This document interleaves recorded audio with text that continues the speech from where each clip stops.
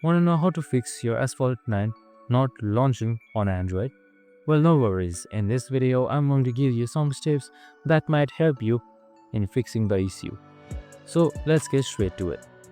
Now, first up, this crashing could be caused via various reasons. One of them also could be your network. So make sure to check your network as well. If it is connected, make sure to restart or turn it off and on. So your network might also be the main issue here. So if that doesn't work still, just simply head towards holding your Asphalt 9 icon and head towards this app settings right here. Now on the bottom right here you can see clear data, so simply select on it and then select clear cache right here. So if you want to go further, you can also clear all data. But if you do that, you need to log in again. So simply select clear cache and select OK. And after that, your Asphalt should run smoothly and it should solve the not launching fix. And if it still doesn't work, make sure you also check for updates. So simply head towards the Play Store and then search up Asphalt 9.